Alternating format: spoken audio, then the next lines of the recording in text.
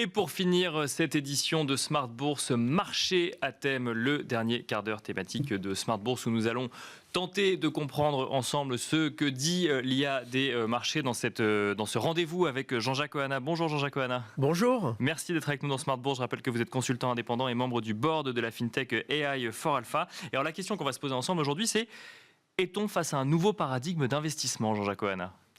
Oui, absolument. Alors pourquoi se poser cette question en cette rentrée ? En fait, pour remettre dans le contexte notre activité, nous regardons de multiples signaux, à la fois des signaux de marché et en même temps des signaux textuels. D'accord. Et cela nous permet de dégager des tendances. Ça peut être des signaux faibles que nous agrégeons et au total, cela nous permet de comprendre certaines dynamiques et des évolutions de marché. Et en cette rentrée, nous identifions 4 tendances majeures. Okay. Et ces 4 tendances se recoupent et nous permettent finalement d'identifier peut-être un nouveau paradigme d'investissement, ce qui nous amène à cette conclusion. Les 4 tendances sont les suivantes. La première tendance lourde, c'est l'anticipation de baisse de taux importante de la Banque centrale. Et peut-être que nous sommes aujourd'hui à un tournant. De la Banque centrale américaine ? De toutes les banques centrales. De toutes les banques centrales, d'accord. Oui. À l'exception du Japon. D'accord. Oui. En effet, dans tous nos signaux de tendance que nous relevons sur les marchés, nous voyons aujourd'hui une tendance haussière sur les marchés obligataires qui semble se confirmer sur l'ensemble des pays et sur l'ensemble des points de courbe. Avec une innovation supplémentaire qui est notable, c'est que désormais, il y a une pantification de la courbe. Cela signifie que les taux court terme, aujourd'hui, baissent plus que les taux longs, et à tel point qu'on avait une courbe inversée depuis juillet 2022, et désormais, on a une courbe qui n'est plus en inversion. C'est-à-dire qu'on a le taux 2 ans et le taux 10 ans qui valent exactement la même chose, 3,75% pour un taux Fed Funds à 5,25. Est-ce que c'est une bonne nouvelle dans le sens où ça éloigne l'idée que courbe de taux inversée égale récession ? Alors, c'est pas une très bonne nouvelle, théoriquement, parce qu'à chaque fois qu'il y a eu une inversion de courbe depuis l'après-guerre, ça s'en est suivi une récession. Mais en fait, on a vu une disparité de l'occurrence de la récession après l'inversion de courbe. D'accord. Elle est de quelques mois jusqu'à plus de 2 ans. Et là, donc ça fait plus de 2 ans qu'on est en inversion de courbe, puisque c'était juillet 2022. Sûr. Mais par contre, toutes les observations d'inversion de courbe sont caractérisées par un enclenchement de la récession une fois que la courbe se pantifie. D'accord. Et cela s'explique par le fait que quand la courbe se pantifie, la Banque centrale constate le problème, constate que finalement sa politique restrictive a eu les effets escomptés de ralentissement et désormais prend acte de ces effets et baisse les taux. Et c'est exactement ce qui se passe aujourd'hui. Donc en réalité, cette fin de l'inversion de courbe, c'est ce qu'on appelle un bull steepening, c'est un marché haussier obligataire avec une pantification de la courbe qui s'accompagne d'un ralentissement de la croissance. Et dans ce cadre-là, il y a danger de récession. Donc ce premier paradigme qui est très important, c'est la baisse de taux. Et finalement, ce signal semble indiquer qu'en effet, les signaux semblent se mettre en place pour qu'une future récession ait lieu. Deuxième élément, c'est sur le marché des matières premières. Alors, quand on suit les matières premières, on voit l'or et le reste. Et on voit 2 tendances quand même qui sont assez différentes. Absolument. Alors en fait, l'or monte dans le sillage de la baisse des taux. Et ça, c'est très important à noter. On peut remarquer aussi une belle résilience des marchés de métaux précieux, par exemple l'argent qui lui emboîte le pas, qui est assez bien orienté. Par contre, on voit quand même une faiblesse de l'ensemble du complexe des matières premières cycliques, que ce soit le pétrole, avec finalement, en fait, pour l'instant, des tendances, une tendance à l'apaisement, enfin, on va dire, à l'apaisement dormant au Moyen-Orient, et puis une tendance baissière, carrément baissière, sur les marchés, les métaux de base, qui normalement indiquent parfaitement le cycle de croissance mondiale, et notamment le cuivre, mais aussi l'aluminium, le nickel, etc. Et en plus de ça, une faiblesse des marchés agricoles. Donc on a globalement, à l'exception de l'or, une faiblesse des matières premières, et cela va dans le sens d'une économie sous pression. Donc deuxième signal. Est-ce que le troisième signal va lui aussi dans le sens d'une économie sous pression, Jean-Jacques Ohana ? Malheureusement, oui. D'accord. Le troisième signal, c'est l'augmentation du risque systémique.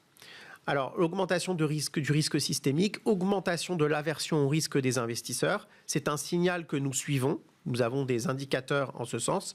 Et cela traduit l'augmentation des volatilités implicites. D'accord. Donc, notamment le VIX, mais nous en suivons plus de 50 au total dans le monde.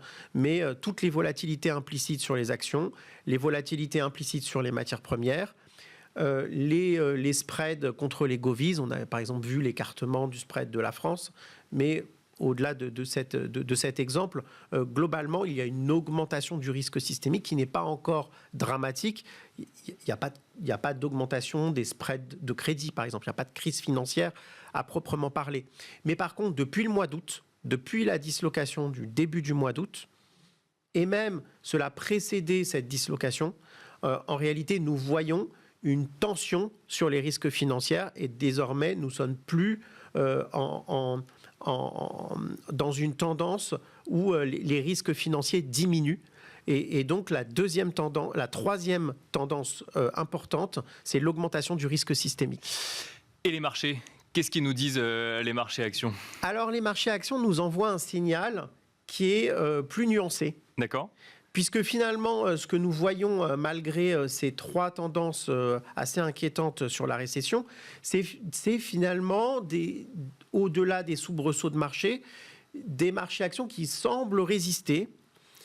Et au-delà de la volatilité extrême des valeurs technologiques ou des marchés japonais, par exemple, sous l'influence de la décision de la BOJ de Montecito. De la décision de la BOJ de Montecito et du débouklement des carry trades, et notamment du renforcement du yen.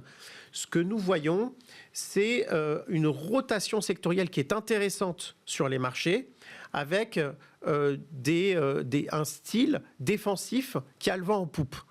À savoir finalement des secteurs défensifs qui sont poussés par la baisse des taux.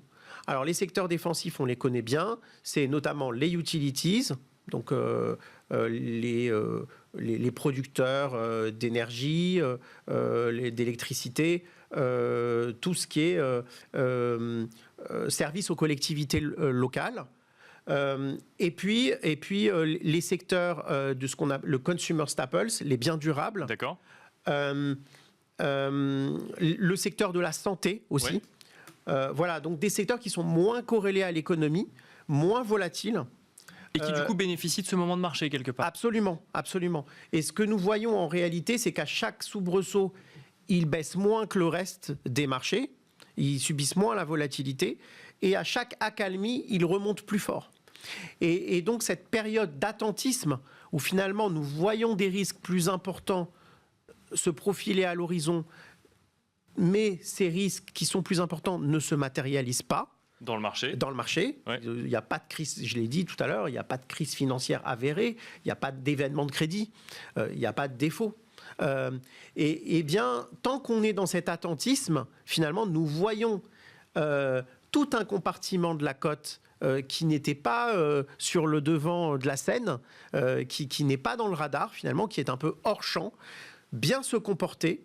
Et c'est ce qu'on appelle le compartiment des défensifs ou de la faible volatilité, le style low vol, qu'on n'avait pas vu depuis très longtemps, puisque je rappelle que c'est un compartiment qui est très sensible aux taux. Et finalement, depuis 2022, on a eu des hausses de taux et désormais, on a un nouveau paradigme, je l'ai dit, de baisse des taux.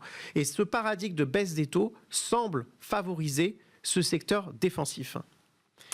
Il nous reste un tout petit peu de temps, on peut se poser une question. Quand on voit sur les 4 indicateurs, ou en tout cas les 4 indices que vous avez donnés, 3 qui annoncent, ou en tout cas qui semblent annoncer une récession, et un marché qui, lui, ne semble pas le pricer, est-ce que c'est rassurant parce que le marché finalement résiste, ou au contraire c'est inquiétant parce qu'on se dit que le marché est un peu aveugle pour le moment, ou ne veut pas voir effectivement ce qui arrive? Alors finalement, ces 4 tendances ne sont pas contradictoires les unes par rapport aux autres.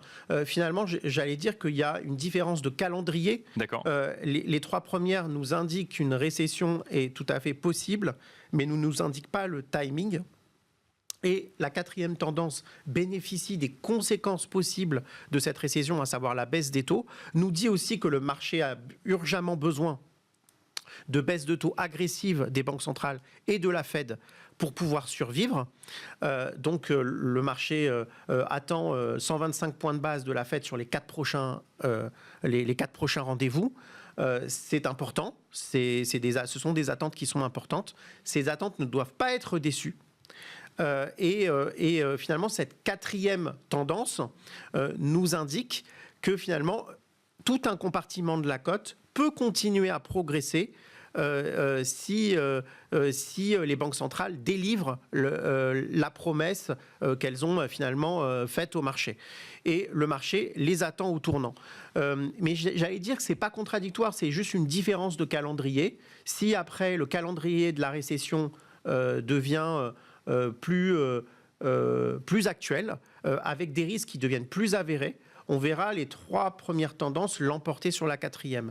Aujourd'hui, sur les actions, c'est la 4e qui l'emporte. Donc la résistance, la bonne résilience du compartiment défensif, parce que les signaux de récession ne sont pas encore à l'ordre du jour. Merci beaucoup Jean-Jacques Oana, je rappelle que vous êtes consultant indépendant et membre du board de la FinTech AI4Alpha. Merci. Et quant à nous, on se retrouve très vite sur Bismart.